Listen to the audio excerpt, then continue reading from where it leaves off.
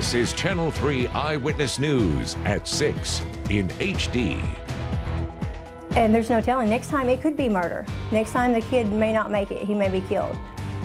A mother speaks out after her son was badly beaten on the school bus on his way home.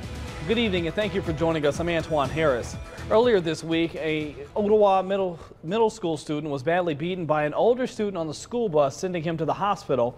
The victim's mother says the violence in schools needs to stop. Channel 3 Eyewitness News reporter Matt Barber spoke with the boy's mother and joins us live in the studio with news details. Matt.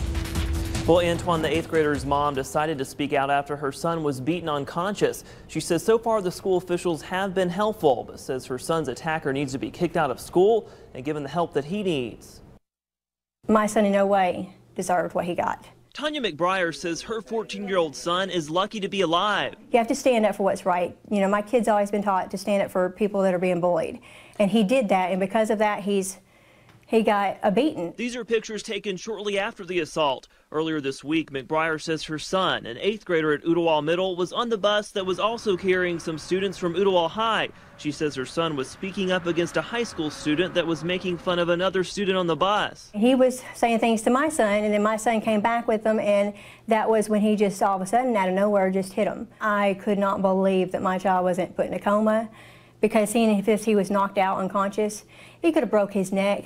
His spine could have been injured. She says the whole ordeal was caught on the bus's camera. She hasn't seen the footage, and school officials told her she probably wouldn't want to see it because it was so violent. He didn't have a chance. He was knocked completely out, beaten, thrown across the bus a few times, on the ground. He hit his head on the top of the bus. Now she's worried about potential lasting effects. He's having headaches now.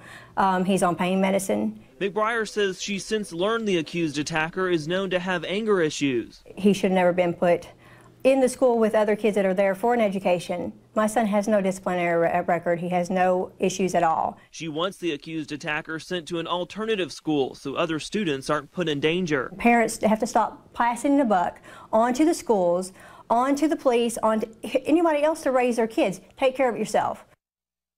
And we spoke with Ottawa High School Principal Mark Bean earlier this week. He told us disciplinary action will be taken against the high school student, but could not go into detail. McBriar says she is pressing charges. Live in the studio, I'm Matt Barber, Channel 3 Eyewitness News.